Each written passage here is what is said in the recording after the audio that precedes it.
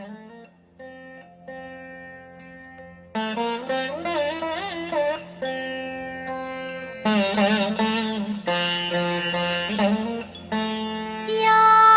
कुन्देन्दु तुषारहार धवला या शुभ्र वस्त्रावृता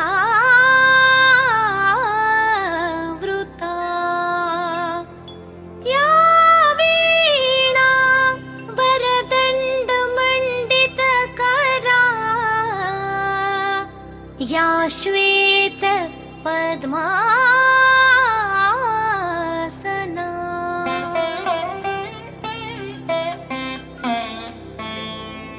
या ब्रह्माच्युत शङ्कर प्रभृतिभिर्देवैः सदा वन्दिता सा मां पातु सरस्वती भगवती निःशेष जाड्यापहा।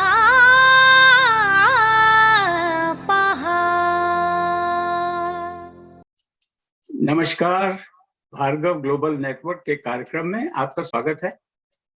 आई am Bharat Bhargava from Washington. The mantra we just heard was a divine invocation to Ma Saraswati, the goddess of music, art, knowledge, learning, and intelligence.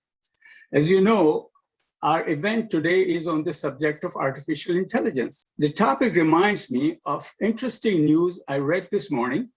It was about the most admired composer of Western music, Beethoven. Exactly 200 years ago, he was commissioned to compose his symphonies number 9 and number 10. He was able to complete number 9, now being considered his best work ever. But regarding number 10, he had only been able to leave a few scratches of his musical notes and ideas when he passed away. A symphony being a lengthy, elaborate, and intricate composition for orchestra, those fragmentary pieces only tease the lamenting music lovers about what a magnificent gift it could have been, lost forever. So today's news was that 2 centuries later, on 9th of October, yesterday, a live world premiere of the completed 10th symphony was played out in Bonn, Germany. It was called a unique and unforgettable experience for all the guests. Would you believe the symphony was completed with the help of artificial intelligence? The AI was fed Beethoven's sketchy notes, all his other compositions, among other things, and AI took it from there. What a heartwarming gift by AI to us human beings. Wow. You know, it also got me wondering if the same could be done one day with any uncompleted music notes left by the likes of Shankar Jaikishan, Pankaj Malik, and O.P. Nayyar. चलिए वही बात हुई दिल के बहलाने को गालिब ये भी ख्याल अच्छा है. So that's the good side of AI. Let me bring you up something on the opposite end of the spectrum. There is a Mr. Mo Godat, a former senior executive at Google. He wants that AI researchers are creating God, which can pose a threat to humanity. Boy, oh boy, sounds pretty scary, but I poo-pooed it as being much too far-fetched. On the other hand, what does blow my mind is another chatter that's been going on. It's about the probability that we could produce sufficiently intelligent software which may be able to reprogram and improve itself. The improved software would be even better at improving itself, leading to recurring self-improvements, which could lead to its intelligence to increase exponentially, resulting in an intelligence explosion surpassing humans. Hey Bhagwan, because such notions are incomprehensible for us lowly bystanders, today we have with us panelists belonging to 3 generations to clear the air for us on what AI is and what are its potential roles, benefits, risks in our lives. The panelists include Gautam, a pioneer in the field of AI for decades, son of late Sarvottam and Srimati Kusum of Lucknow, she's now residing in Indiana and California. Our panelist of the next generation is Neeraj, an innovator and an exemplary practitioner in the field of AI and much more, son of Naresh and Shachi, formerly of Cornwall, now Ottawa, and our two bright-eyed, bushy-tailed panel members from yet next generation are Aman, son of Dr. Mukesh, and Anuja of Oshawa, and Amy, daughter of David Fargash and Amita Bhargav Fargash of Ottawa. For professional qualifications of our panel members and for commencement of the presentations, I'll now invite Dr. Kamlesh. Kamlesh, all yours. Welcome to all of you from all across the globe. We have about 61 participants right now. And the speakers, Bharat Mama has introduced them a bit. I'll introduce them a little bit more. And between you and an exciting presentation, I don't want to take much of the time, and we'll come to the presentations. We start with Aman, the youngest. Aman is a senior student in engineering science at the University of Toronto, specializing in machine intelligence and robotics. His research is primarily in computational neuroscience, machine learning, and brain signal processing. I hope you all understand what I'm saying. Some recent projects include publications of fundamental neural network theory, applying machine learning to protein engineering, machine learning for brain signal decoding, and CareTrack, a medical analytics startup.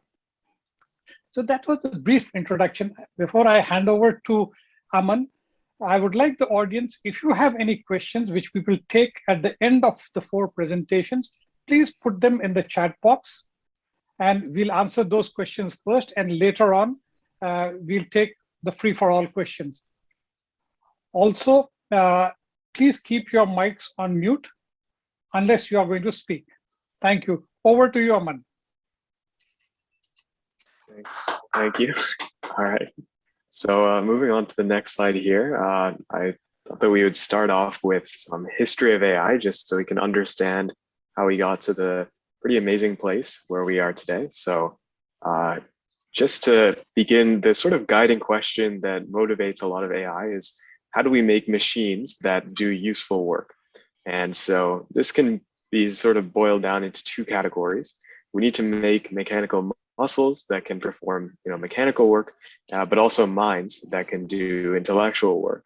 And so in the Industrial Revolution, we have a lot of progress on the front of mechanical muscles. So steam engines enabled us to augment a lot of the hard labor and animal labor that was used to make things and to do things.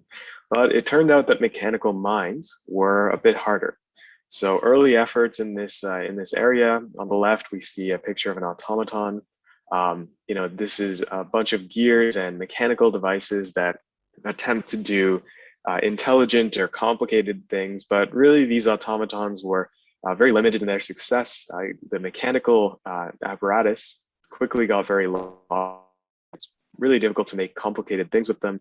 They wear out over time. It's difficult to build. It's very complicated. But the digital revolution is what sort of enabled us to make a big jump in this area. So with the digital revolution, we had the power of electricity and electronics to make very, very small logical components that are very reliable. And these electrical components keep getting smaller and smaller, so we can do more and more complicated things in smaller spaces. So on the right-hand side here, we have a picture of a motherboard with a CPU on it. And so these computers are able to perform very complex logical instructions and perform many of them and remember many of them.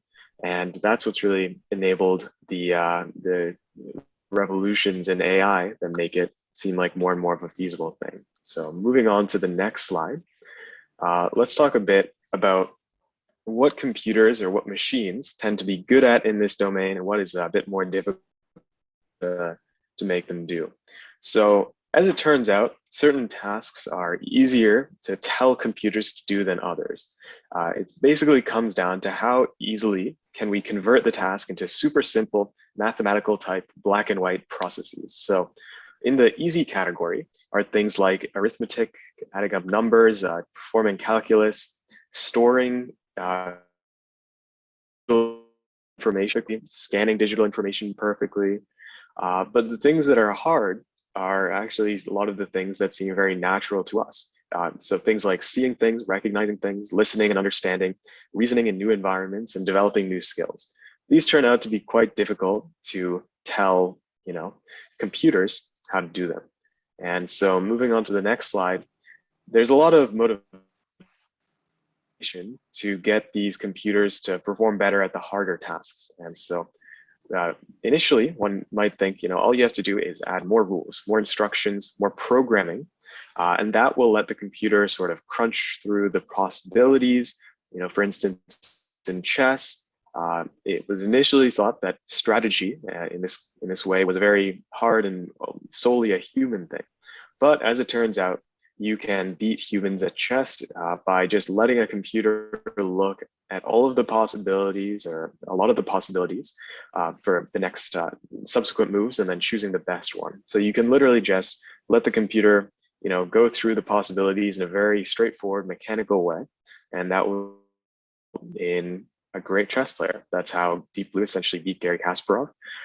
But unfortunately, this approach of just adding in more and more programming, more and more rules, doesn't work on all tasks. So, on the bottom right-hand side, there's another board game, relatively, similar to chess in that it's played on a flat board with 2 players and a bunch of black and white pieces. But because it's a larger board, it turns out that this strategy of just letting it look at all of the possible moves in the future and picking the best ones doesn't work. There are just far too many possible moves. So this approach doesn't work with that, as well with things like recognizing images. For instance, on the left, this computer is trying to recognize dogs and cats. The number of possible dog photos is extremely large, and it's really hard to actually tell a computer what exactly a cat is and what exactly a dog is. Maybe they have ears and eyes, but what is an ear, what is an eye? You get into this endless cycle of trying to define things, and it's very hard. Lots of people tried for a very long time, and we only made progress, or very substantial progress, quite recently. So moving on to the next slide. As it turns out, one of the best ways that we found to improve machine performance is a technique called machine learning.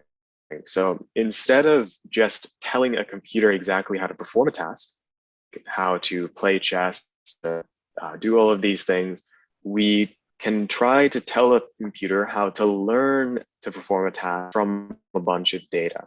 And this is what is referred to as machine learning. We'll get more into the stricter definitions later, but essentially we're letting the computer learn how to solve the tasks for itself, given a bunch of data. And so this approach is what really has kicked off the machine learning revolution, as well as more computing power, more powerful computers. And especially recently is the inspiration to try to look at the brain and see how the brain accomplishes this learning task, and use that to inform the way that we structure our computer programs in this area. And so, yeah, that's a bit of the history of AI, how we got to where we are. And I'll pass it off to, I think, Gautam, who is going to give us a presentation on AI itself as it stands now. Or sorry, Amy. Oh, Amy. Thank you very much, Aman. Yes, ladies and gentlemen, it's a little bit technical, but as the story unfolds, you'll understand it's just like a Hindi movie, initially slow, but the action emotion drama will continue. So bear with us. So I would like to introduce Amy Pargosh. Amy is a McGill graduate, the degree in finance and mathematics. She previously worked as a data scientist for Capital One Bank and now works for Shopify, one of the leading companies in India, at least in the stock market, in Vancouver, Canada. In her spare time, she enjoys hiking and snowboarding. Over to you, Amy. Great, thank you. And thanks for that detailed history, Aman. So Aman walked you through the history, and I'm going to talk about AI today and a little bit about what the future might look like. So as many of you have probably heard, artificial intelligence is being used in a huge portion of our day-to-day activity. What I find personally very interesting is that it's now gotten to a point where it's so smart that it can predict our behavior oftentimes before we even know what we're going to do ourselves, or what we know that we would like. So I've included a couple of examples below that are my favorites here that I see in my day-to-day activity. Many of you probably have as well.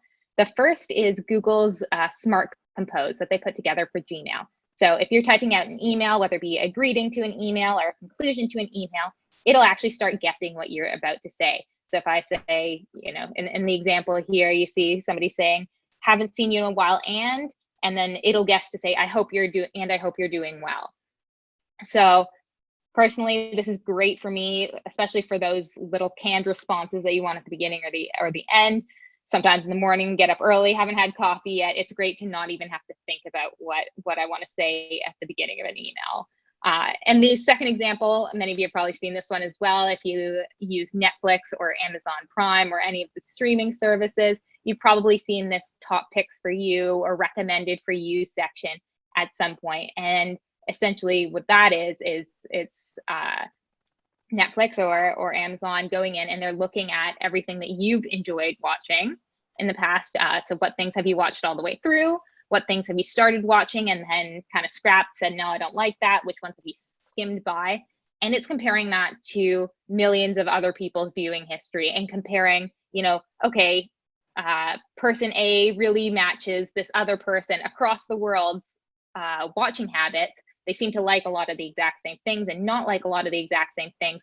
Let's see if person A also really liked the show Coco. Let's see if person B will like it as well. And it keeps trial and erroring and grouping people into these like buckets to try and recommend it to you.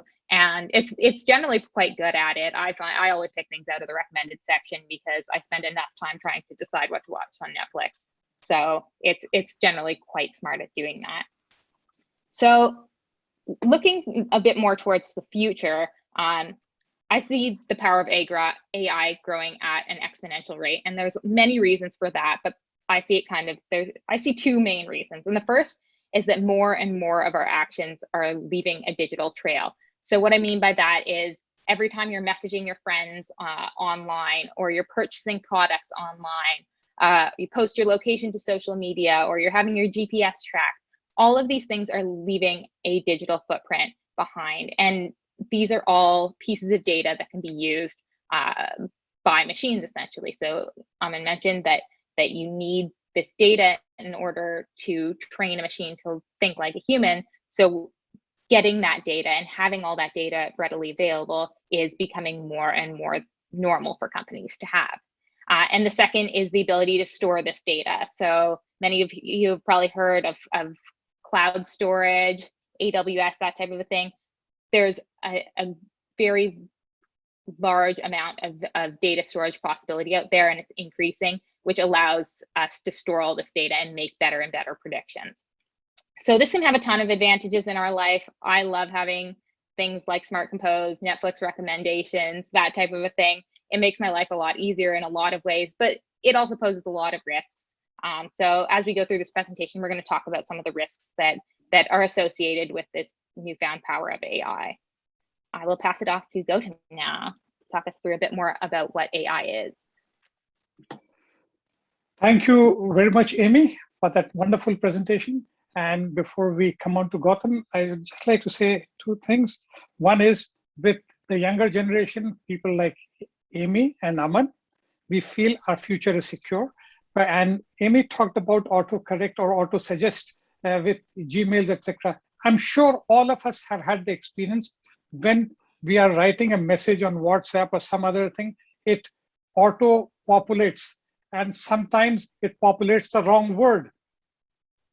And if you don't look into it, you are in big problem at the other end. So, okay. And reminders for please put your questions in the chat box. And this meeting is being video recorded, just to let you all know. And it will be later on put on the YouTube too. And thanks for keeping your mics on mute. we have pin drop silence for Gautam. Gautam is the Vice President of Visual Search and Augmented Reality at Amazon in Palo Alto, California. His group uses deep learning, computer vision, and artificial intelligence to create search solutions that are used by millions of Amazon customers. He has worked in the Silicon Valley for over 25 years, leading startups and engineering organizations at various Fortune 50 companies. Gautam grew up in Lucknow and got his BTech in computer science from IIT Kanpur. He then went on to get a master's and PhD in computer science from Iowa State University. So he has got a lot of experience under his belt. Don't go by his looks. He looks very young. So over to you, Gautam. Well, thank you, Kamlesh and Bharat Bhaiya, for that warm introduction. Namaste, good morning, good afternoon, good evening to the whole Bhargav Global Network. It is my privilege and honor to be here presenting in front of this wonderful audience. And like Kamlesh said, if this were a Hindi movie at this point, we'd have a lovely song and dance, but I think we need AI to be able to create those songs and dances in the future.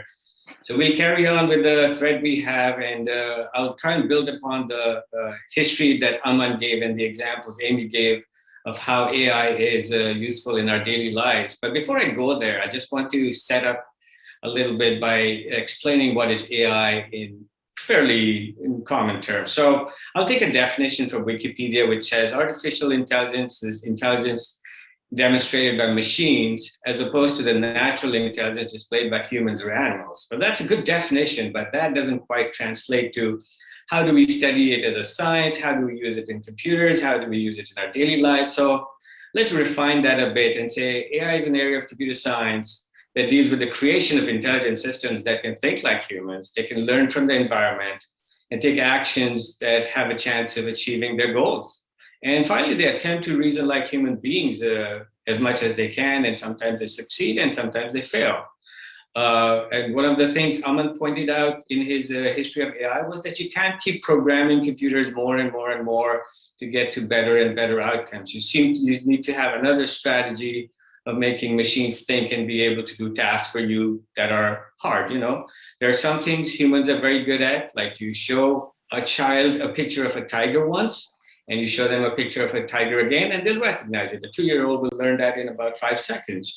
But at the same time, a machine can look at a million things, like a million books, and pick out the right one for you. So there are some things that humans are intrinsically good at, and some things that machines are good at. And AI tries to figure out how can they do these tasks, which are hard for humans, but would make their lives better, mostly. And that's what the goal is. And some examples of AI systems are, which we all hear about, are self-driving cars.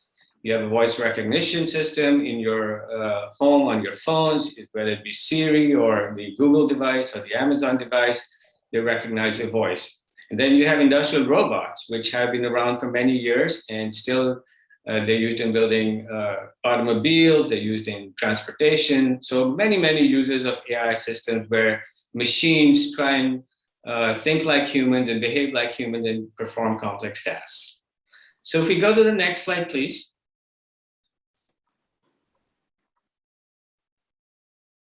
Here we are. So let me separate the difference between AI and machine learning at a basic level. So machine learning is a subfield of AI. AI is an all-encompassing field. And in machine learning, we use computer science algorithms that learn from data to make inferences. So we pretty much feed the system lots of data and tell it, this is the data on which you'll be acting and learning from, and it learns to do that in a better and better manner. And these systems automatically learn and improve from experience, which is data, without being explicitly programmed. And remember, Aman talked about it's not easy to keep on programming computers more and more, so you have to have systems which sort of learn themselves. So let's look at examples of machine learning. There's the famous AlphaGo program from DeepMind, which learned the game of Go. It was thought to be almost impossible at one point in the early days of artificial intelligence that a machine could do that. But in about 40 days, it became the best Go player on the planet. You all know the example of Siri, you talk to it, and that's an example of machine learned systems. Now, on the flip side, what is an example of a system which is AI, but not ML? So let's look at something from the past. There was the Deep Blue chess playing program in the 90s from IBM, although IBM later wrote a paper saying that's not AI, but that's a good debate to have. And then you look at something simple like a GPS navigation in your system. It's doing some complex analyses to figure out the best way to go from point A to point B, figure out all the routes, look at all the possibilities, but it's not using a machine learn. It's not a machine learned system. So if we go on to the next slide, please.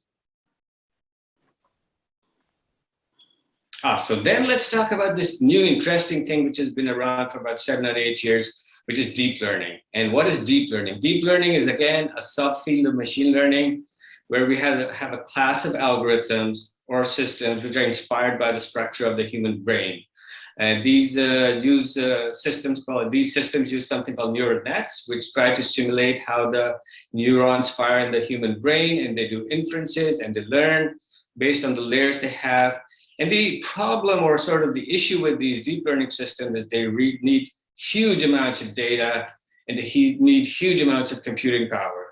And these systems actually the neural nets have been around for many years, maybe 50 years. The first paper was probably written in the 1960s, but they became a reality once we had the hardware to do these heavy computations. And these hardware units are called GPUs, which are a special form of processing units. You know, you've heard of CPUs in computers, and now they came up with GPUs, which made it possible to run these large neural nets, which crunch lots of data to make inferences for you and make systems. And some of the greatest examples of this is, you know, voice recognition, like on Siri, on your Amazon device or your Google device.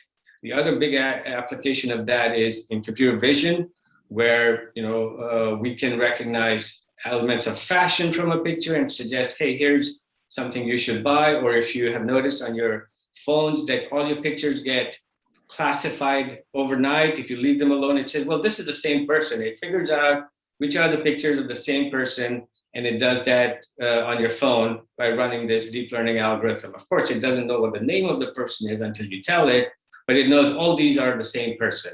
So this is an example of using deep learning in our daily lives. If you go to the next slide, please. Yeah, thank you. And then again, moving a little bit different, previous slide, please.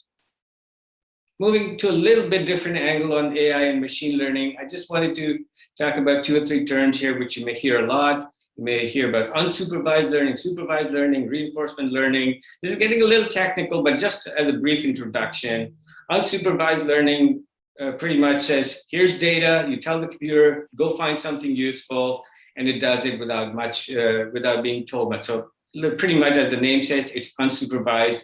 And the idea is to find patterns or clusters in data, and you say, oh, this is what it is. Supervised learning is predictions based on previously known examples.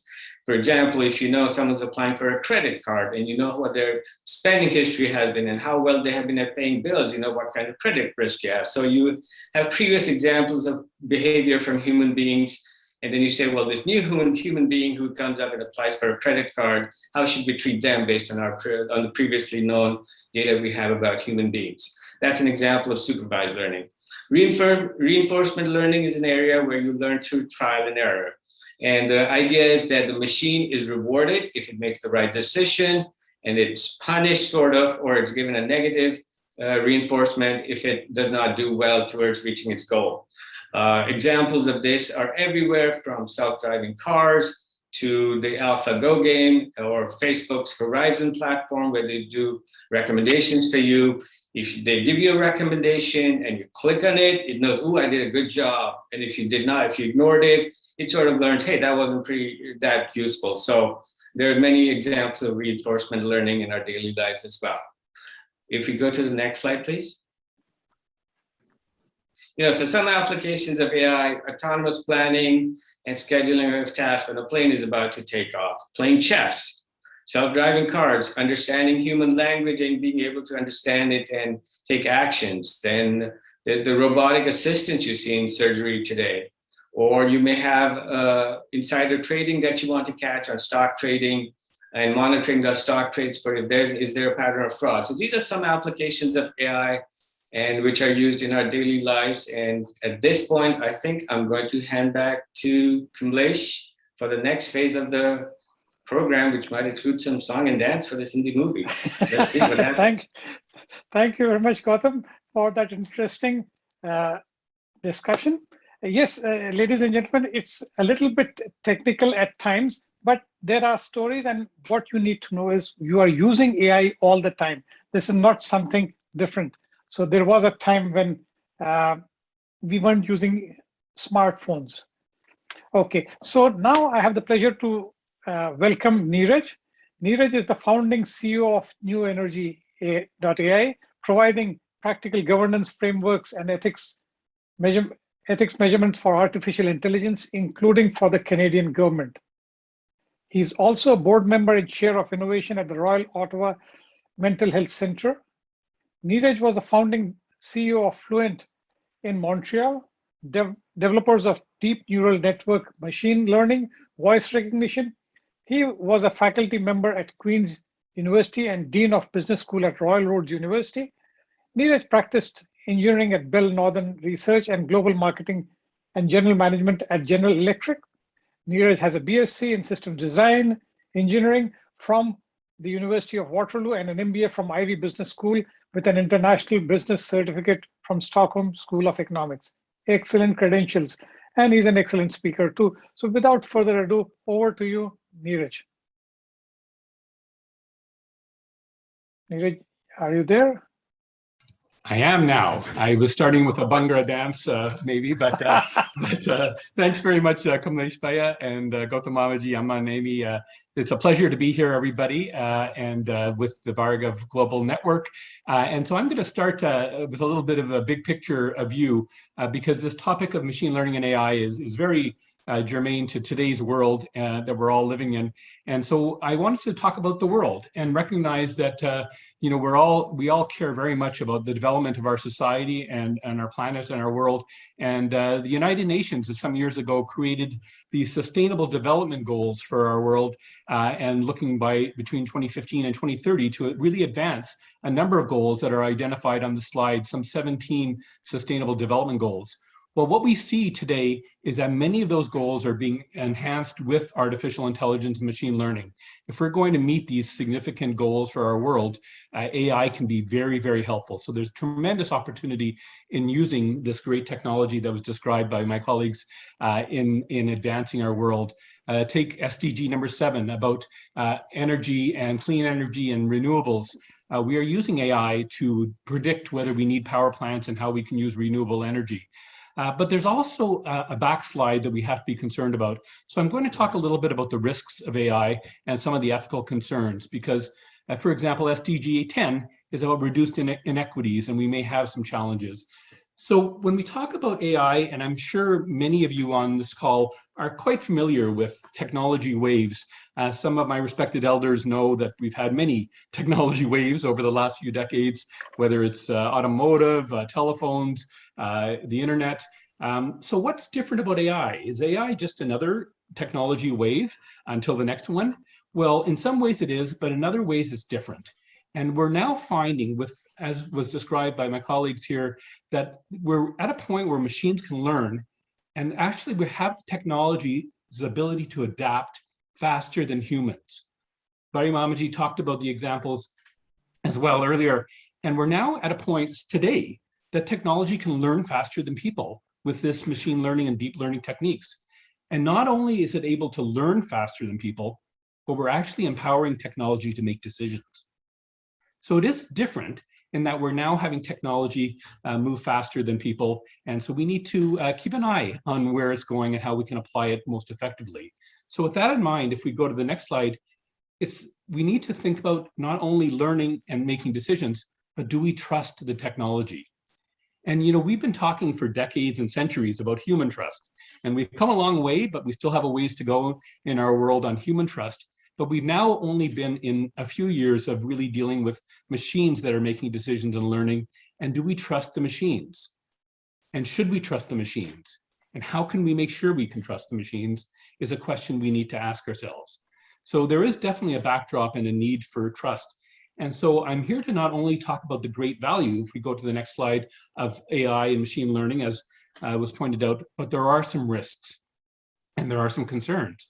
And these include ethical questions and governance questions. How do we have oversight to make sure these applications of advanced technology and AI and ML really are heading in the right directions? And when we talk about ethical questions, there's a number of topics that come up, many of which have already come up and I'm sure you've thought about, but there are privacy concerns because many of the data elements that we're feeding into the internet or the world is capturing for developing AI and machine learning, does it have consent? Are we giving consent to use our data? And is it informed consent?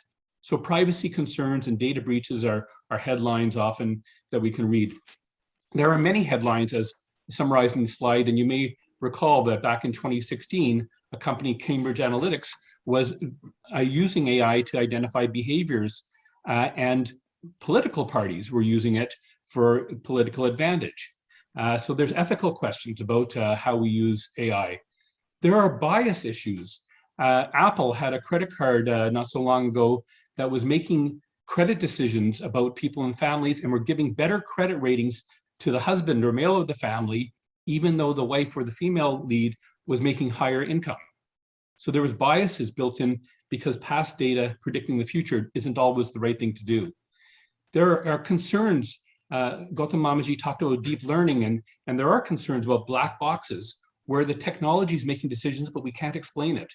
So there's been lawsuits about investments made through AI where people lost a lot of money and couldn't explain why. So what we're talking about is many headlines that are raised these ethical and governance questions, and we need to have proper oversight to avoid more of these headlines and concerns. So if I move forward, next slide, it's true, AI and machine learning and deep learning is technical, but I want everybody to hear that we don't have to be technical experts. We've got a number of them in our family, but there is a technical life cycle of how machine learning and AI learns from data and creates these models and makes these applications. In our world, we're recognizing that for governance and oversight, we need to simplify that technical life cycle. And so at our company, we've summarized it to boards that there's 4 Ds: data, development, deployment, and drift. And we recognize there is a life cycle in creating machine learning and AI that has a number of elements. And there's a new element called drift, which is the recognition that they're going to continue to learn and may have some unintended consequences. But if I go to the next slide, when we talk about those 4 Ds, data, develop, deploy, and drift, we need to consider that actually is disaggregated. It's not necessarily the same person or the same company or even the same country that is moving these elements through the life cycle of AI. Data may be collected in one part of the world or in one company or one organization and then developed and deployed and utilized by somebody else. So we need to consider, how do we build trust in AI and who is responsible for building that trust? And what we're recognizing is that while there's so much advancements, we can't depend on legislation and regulation. When you're talking about multiple countries, multiple companies, and it's really not one size fits all. So legislation and laws are laggy.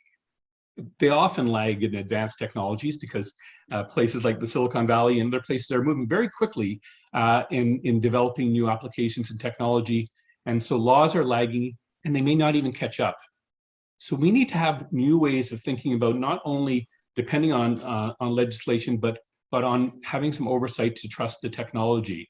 And it may vary from organization to use case to area of discipline. And so we are talking about building trust in our applications to get the good out of AI as well. So if I go to the next slide, I'll point out that not only did I talk about the great things that we can provide in the United Nations and the world through AI and the Sustainable Development Goals, but just a couple of weeks ago, the United Nations made an announcement that urgent actions are needed over artificial intelligence and the risks to human rights. So there's an alarm bell going off too. While there's some great things going on with AI, is that we need to have some actions around human rights and the risks. So with that, if we go to the next slide, I want to join my colleagues on this panel to talk about some examples and give a few stories. We've heard a couple already, but let me mention a couple. And I'll start with a topic. I'm on the board of the Royal Ottawa Mental Health Centre, and I want to talk for a moment about mental health. And we all know, I believe, that in this world, mental health care is really important. It's something that we haven't talked enough about. And I'm pleased to see, even in our family, that the stigma is raising, where mental health care is a really important topic for us to be concerned about and consider. And so what we've learned is that there are times when mental health concerns can be just a bad day we're having, or it could be situational, or it could be something that even is more genetic or more serious. And so there actually is AI being developed to look through social media tweets and texts and realizing when somebody is maybe just going through a good or bad mood, or something more serious related to depression, or maybe even suicidal ideation. There are now algorithms that can predict through tweets and through messages on social media who is more serious on the wait list for mental health care that needs attention and care. And we all care for our loved ones and friends and want to get the care when we need it. But there are concerns around these kinds of AI because there's privacy and there's ethical questions. So we do want to use technology in these important areas, but we need to have some guardrails and checks and balances to make sure that it is ethical and we're respecting privacy. So if I go to the next slide, and another example that you may have heard about is facial recognition. And we have a situation around the world where we care about public safety and we care about law enforcement. And so there's been some great breakthroughs in artificial intelligence where we can now detect and identify people and through photos or videos because of great training done on millions and billions of images collected on social media and the internet. And these algorithms have been developed and being trained by those many, many photos that we post, and those photos feed the machine learning algorithms and AI to the point where they're very good in performing and identifying people.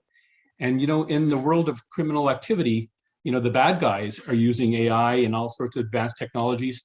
I think we want the good guys and the police and the public safety people to be using advanced technologies as well. If we go to the next slide, though, unfortunately, while we are using this technology and trying to capture terrorists and criminals and pedophiles, there was actually a concern on using facial recognition to the point where the government of Canada has outlawed it. And we're no longer allowed to use facial recognition, because what these police groups didn't realize, perhaps, is that the company that was developing this AI was training the data on data that maybe didn't have informed consent of the people providing those images. But even worse than some of the privacy issues were the bias issues, because many of those algorithms were trained on very large number of pictures of white Caucasian males.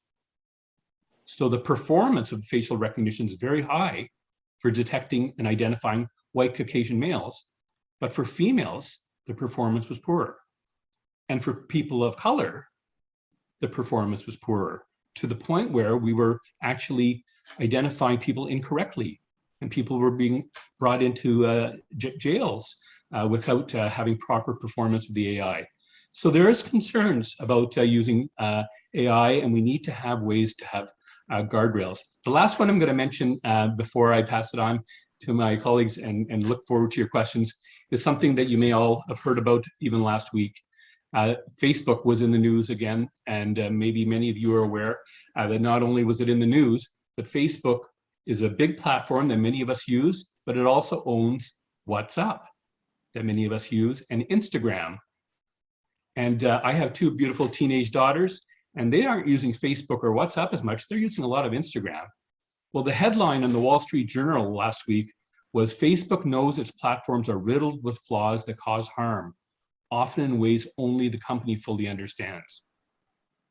And so the examples in the news are that Instagram is identifying many teenage girls and identifying ways for them to be more enticed to use Instagram by sharing pictures and information about body image and how more attractive you may be if you're thinner, and this impression that's actually driving some eating disorders and anorexia by having people very interested in being part of that platform as a way to be part of their social network. And there's other examples that were brought out in the news last week that the platform actually encourages anger by enticing these emotional responses, by, again, feeding you information that may get that emotional response. Because when we feed our data into these platforms, it's not free. We're actually paying a price with our data, and that's how they make money, is to create these emotional responses and provide it to others. So there are topics that are in our life that we need to be concerned and be aware of. And so my message on our use of the platforms is to be aware that there is misinformation and there is some enticement for getting your emotional response in those platforms. So with that, I'm going to pass it on. And I believe the next illustration is going to come from, Kamlesh, if you go to the next slide. Yes, over to Amy. Okay, thank you very much, Neeraj. Yes, we need to take cautions and precautions, just like the famous quote about the optimist developed the aeroplane and the pessimist developed the parachutes. So we need to know the drawbacks of AI too. So with that, we go on to the story time telling and personal experience of Amy Fargosh. Over to you, Amy. Great, thank you. So I'm going to also give a couple of examples. These ones are a little bit lighter, but they're examples that I've seen in my field of work. So as mentioned earlier, I work as a data scientist, and as some of you may have the question as to how that relates into AI. So I've included a little the diagram here that you saw earlier from Gautam, and I've included how kind of data science overlaps in that. So essentially what it is, it's the study of extracting meaningful insights from data. So oftentimes that's used in AI and it uses AI, but there's also some other areas, some types of optimization, data cleaning, that kind of thing that falls outside of the scope of AI. But for the sake of this presentation, I'm going to give some examples of AI work, specific work that I have seen in my career. Specifically, I'm going to start off by talking through an example using a type of machine learning. And this type of machine learning tries to make predictions using language, and it's called natural language processing. Some of you may have heard that. And I'm going to talk through the first example is specifically using natural language processing in call centers. So this AI can be used through gathering transcript data from a call center. So every time someone calls in, it gets transcribed into text of what the conversation specifically is. And we can tell a machine essentially what each call is about. So if you have somebody saying, okay, so this person called in, it was about they wanted to change their address with the company. And then if we get lots and lots of those examples and feed it into a machine, it can learn to recognize the language that's being used, and it can actually determine what conversations are about on its own without any human telling it about that. So if you remember back, this is a type of machine learning called supervised learning, and it essentially uses lots and lots of examples to learn and become more intelligent with each additional example that it gets. The second example I'm going to go through is similar, but through tracking customer activity. So whatever data that a company has access to, whether it be website, what you did as a customer on a website, what you viewed on a mobile app, what your spending history has been with them, anything like that, they can then make predictions as to what your next activity would be. So it could be when you'll next call in, what you're going to be calling in about, or what you might buy next. And that can all be done comparing your data as well as, or comparing it to the data of other people and their similar patterns and processes as they go through. So it can be quite smart at predicting those things. I am going to pass it off then to Aman, who's going to talk through some examples in healthcare. Okay, thank you very much, Amy. Yes, as you said, predictable behavior. If we keep on ordering toothpaste on Amazon every time, so there will come a time when before even ordering, it will be at our front door. So that's what it's going to be. Okay, Aman, over to you for your experiences and stories. So one of the things that I wanted to focus on here is the connections between neuroscience and AI, and I'll focus a bit more on the medical side of things. But artificial intelligence and neuroscience have had a long and shared history, because you can think about it as the people who are studying the brain and the people who are trying to build new brains. And so, AI tools can help us understand information that comes out of the brain quite a bit better than we could otherwise. So, to understand the electrical signals that are coming off of the brain, as well as the ones that are in the brain. So the lab that I work with, on the top left there, you can see a headline there. They do a lot of work with deep brain stimulation for Parkinson's disease and for treating other brain ailments. And AI and using data and understanding the data using machine learning is a valuable tool. Similarly, for making other tools in this domain, I was able to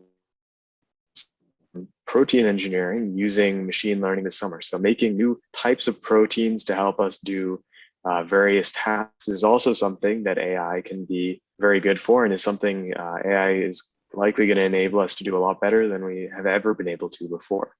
And on the other side of the coin, our understanding of the brain and neuroscience can help us develop better and better, AI.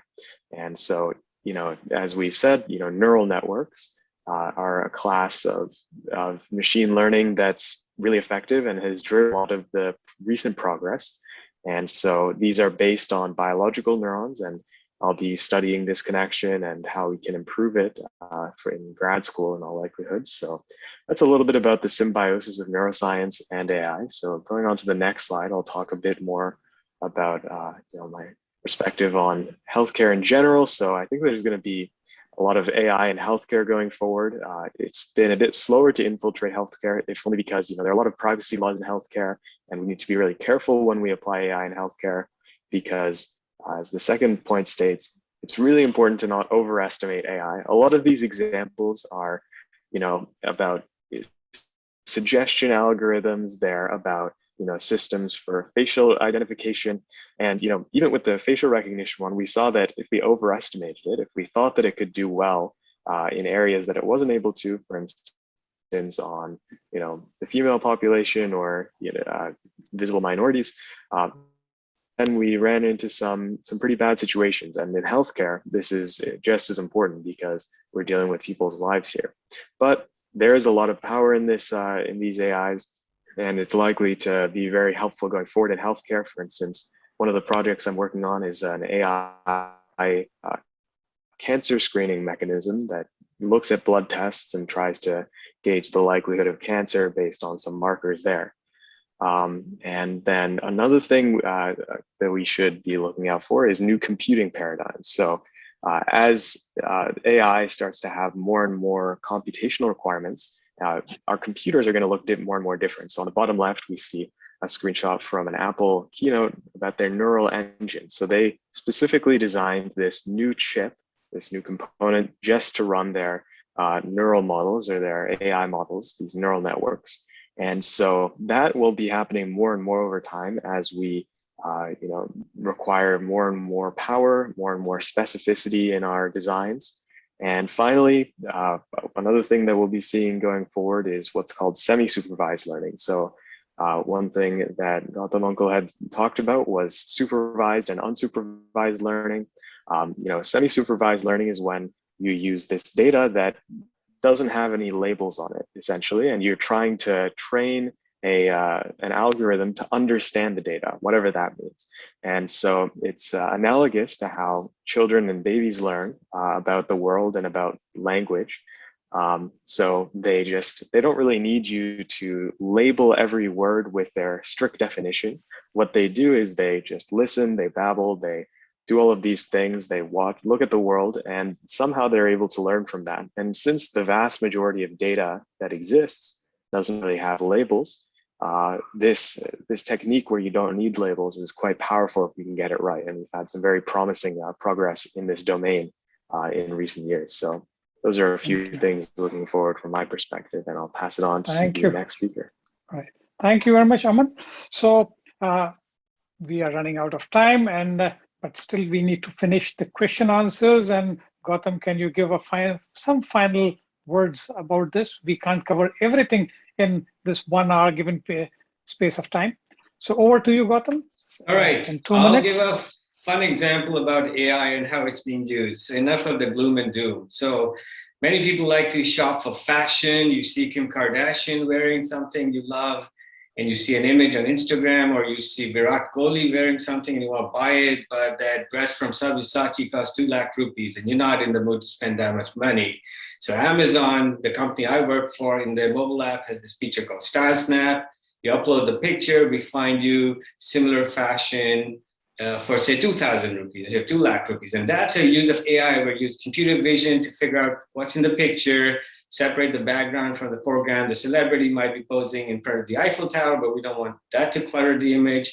So we separate it out. We go through this search through our fashion catalog, and we say, here's some things for you to buy. So you are a very happy shopper. You bought that look for 2,000 rupees instead of 2 lakh rupees. So that's a great use of AI. So I will leave it at that.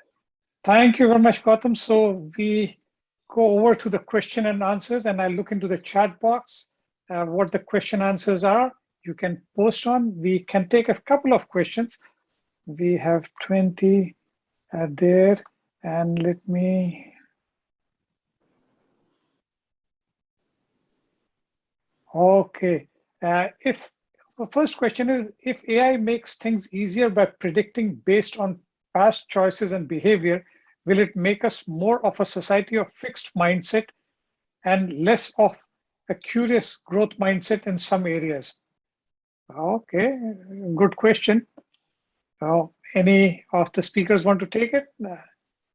Sure, Kamlesh Bhai, I'll comment. I think, as everybody knows in the panel, there also is this talk of augmented intelligence, and so it's not necessarily always the machine making the decision based on past data, what the future looking like, but that need for creativity, I think we want to continue to have. But certainly, looking at past behaviors and past data may risk us to perpetuate similar things in the future. But I think the point's a great one, that we want to augment creativity, and machines can be also trained that way. But I think we want to certainly encourage the human in the loop. Thank you very much, Neeraj. The next question is Amy. Amy, you're there. And the question is, I would like to know about 2 things we can do to preserve our privacy and keep Google and Amazon from taking advantage of us. Thank you. Yeah. So I can speak to that. There's a couple of things I would suggest. The first is to look into your privacy settings and adjust your data sharing settings appropriately. So in a lot of either apps or websites, you talk about Google, you can go into your settings, and there's usually a range of data and privacy settings that you can set to either be stricter or more loose, depending on whether or not you want more recommendations sent to you or you want less. Another thing that happens a lot when you download a new app is it'll ask you to share your location, and some of them require it. So if you're ordering off Uber Eats, they really do need to know your location. But for other ones, they don't necessarily need that. So go in and make sure you're adjusting what accesses you give to specific apps to your comfort level, whatever you're comfortable sharing, but just knowing that when you do share it, they will then have access to whatever you're agreeing to share. And then the other side is just knowing that, whatever interactions you have with a website or an app, that they do have the ability to track pretty much whatever you do on it. So making your decisions about what applications to use accordingly. Thank you very much, Amy. That just reminds me of a joke.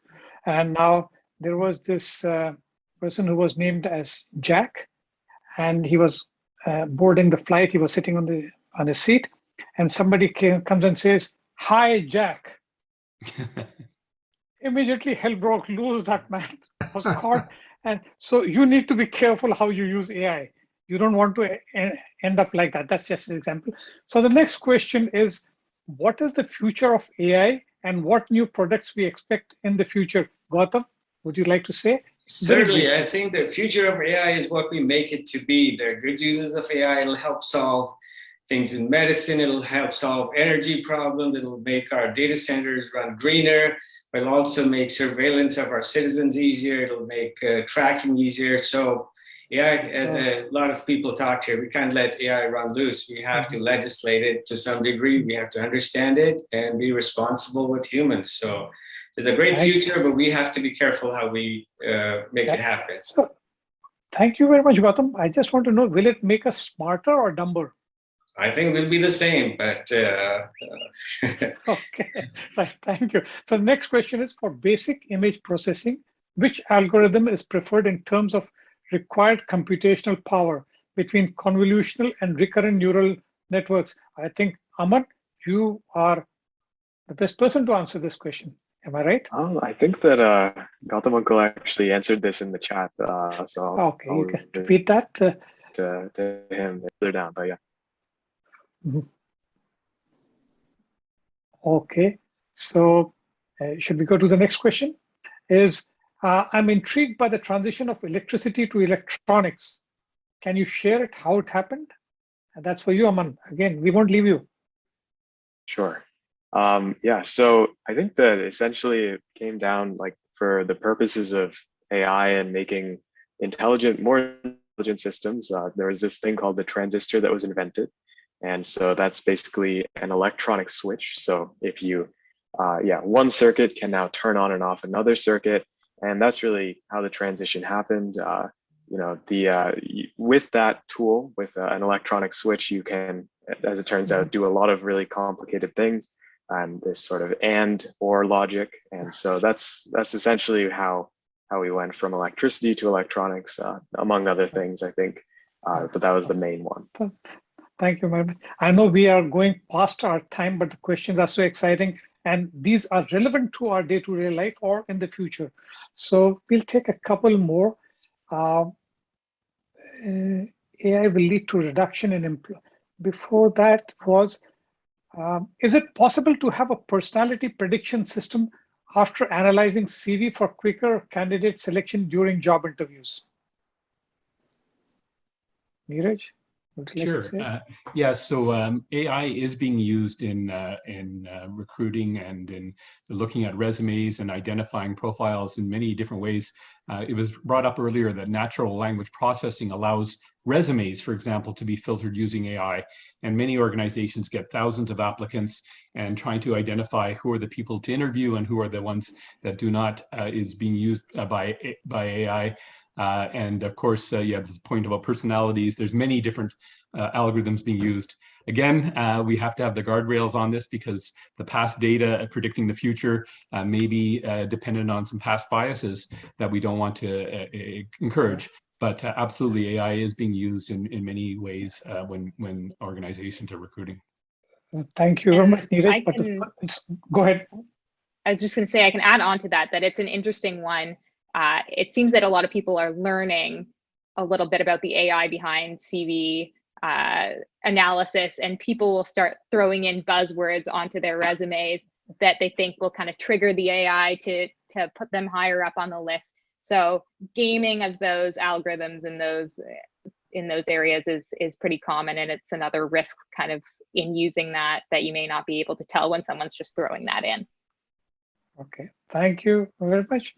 Now, AI will lead to a reduction in employment. People pay taxes, not machines.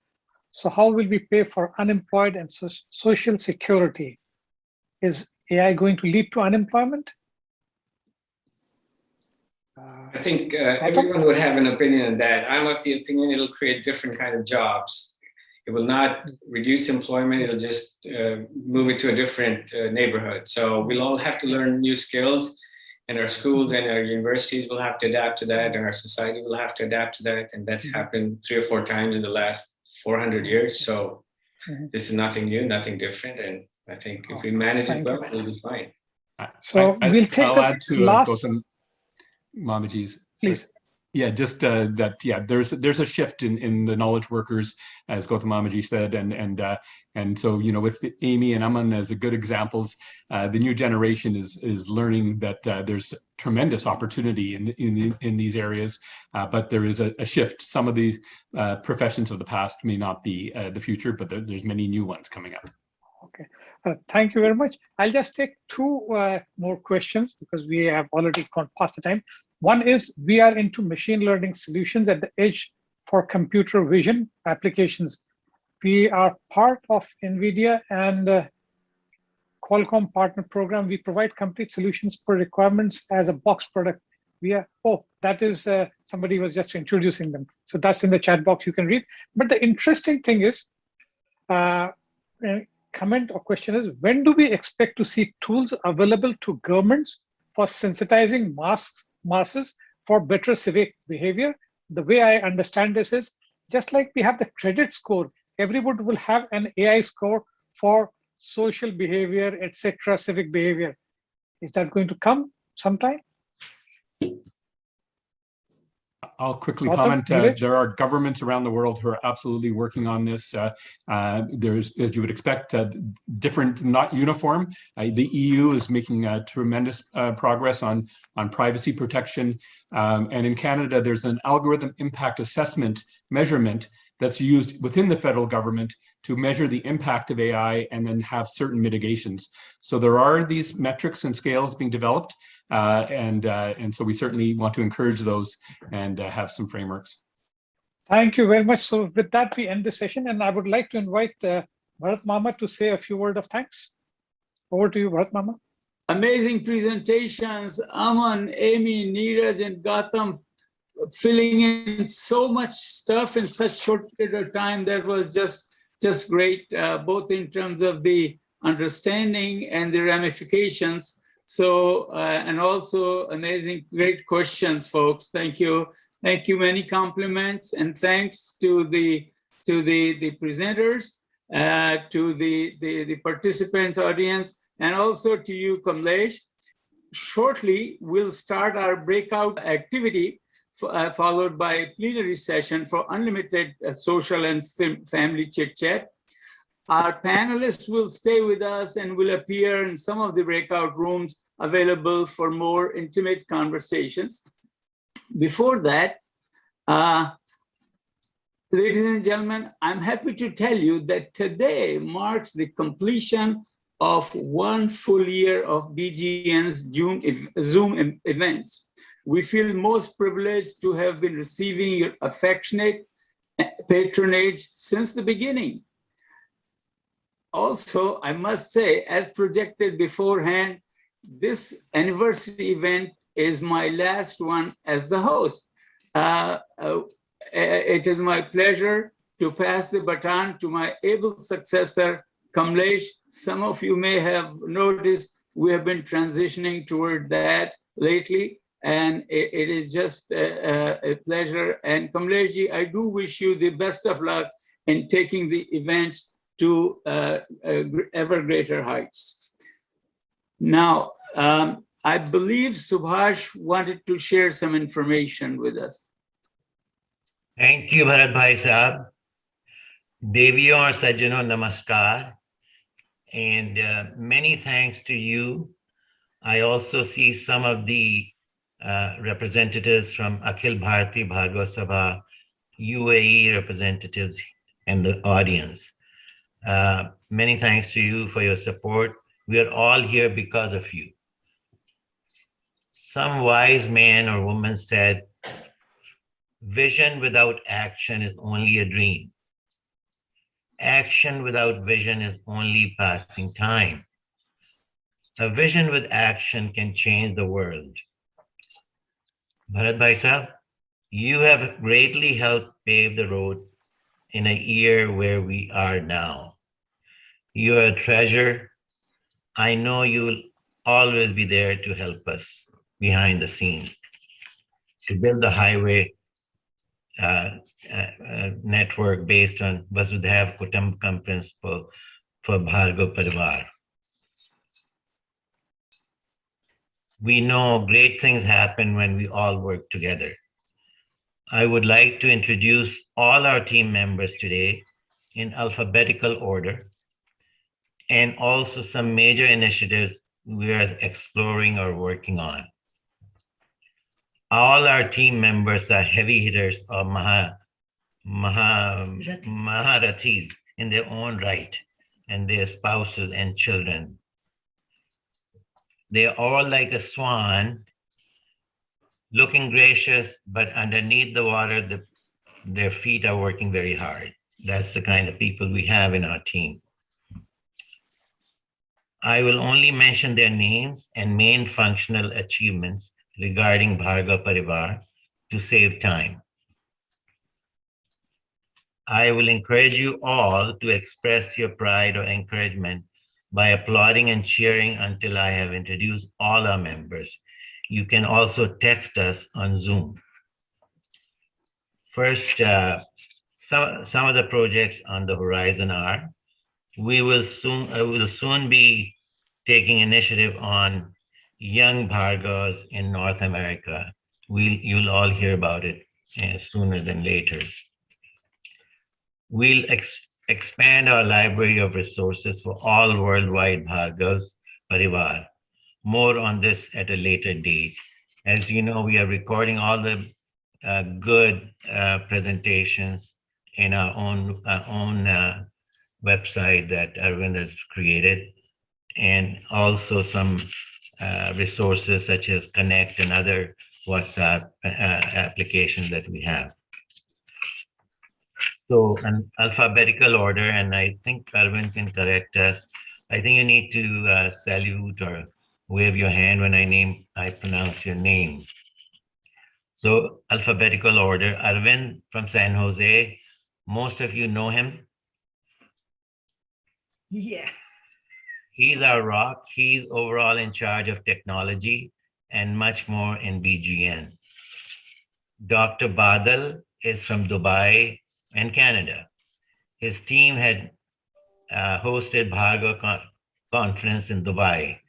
His team is small in numbers, but big in achievement. Is Badal here or no? Okay, I think he had technical difficulties. Bharat Bhai Saab, you all know, we owe a lot to him. He does not compromise on quality. Chalta Hai doesn't work with him at all. Harsh, known for his sound advice. I cannot help to deviate from what I said, but make an exception here. He will also be known in future to be the father-in-law of Elizabeth Bhargav, nominated Assistant Secretary of HUD by President Biden recently. Dr. Kamlesh, multi-talented and very creative program committee chair and our future host. Namaskar. Pankaj, he will be the go-to person that would be working on to help the young Bhargavs in India who are planning to immigrate or become a student in countries like US, Canada, Europe, and Australia, etc. BGN, along with ABBS, etc., in India, Australia, etc., are creating a worldwide network. It's too early to give you more details.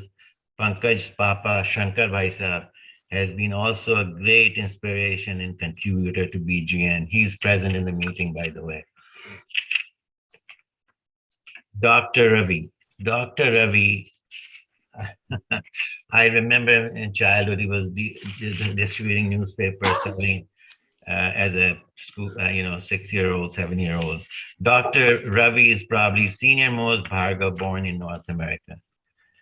His work on Bhargav lineage directly speaks volume of his hard work and dedication to Bhargav, and he's an excellent speaker. Dr. Sunil from Jaipur and Bangalore, I'm not sure where I should place him, our communication director in India, helping to work closely with all Bhargav associations in India, particularly the Akhil Bharati. Uttra, who's next to me here, she's always a great supporter for Bhargav causes. She was very active in the first International Bhargava Conference in 2004 in Ottawa. So thank you and enjoy the breakout session. Back to Bharat Bhai sir. Thank you, Subhash, very much. And mucho kudos for providing great leadership to BGN since inception. Subhash Bhaiya, with your permission, I'll want to say 20 seconds. I know this was not in the agenda, but I want to acknowledge my brother Subhash Bhaiya, who's not only a rock around which BGN has been built, but he's a rock star. He is an inspirer, motivator, and sometimes when needed, slave driver. But you have to be that. And thank you so much for your leadership, Subhash Bhaiya. That was so good, Harsh. There is a lot that could be said, so I'm glad you capsulized it. He has worked so hard, and so cannot thank and compliment him enough. So, folks, BGN's next event will be on December 5th. In the meantime, may Lord Ram bless you, your family, and your loved ones with great happiness, strength on Vijayadashmi, and may your lives be as colorful and bright as the lights on Diwali with bliss, love, and prosperity. Once again, many, many thanks to our panelists, to the BGN team that Subhash introduced, the expanding team, and most importantly, for your valuable participation. It has been a pleasure for me to have been hosting the events in the past. So thanks once again. Namaskar. So Arvind ji, breakout or plenary sessions ke baare mein aapke kya aadesh hain? Okay, so we will do the breakout sessions in a minute. And the way the breakout sessions will be, we'll grade one for first 20 minutes, and then we will shuffle it. We don't really have anything to discuss, so the shuffling will only take a few seconds, and we'll just create the new rooms and go into another 20 minutes. And then it'll be a general sessions for as long as you wanna be on it.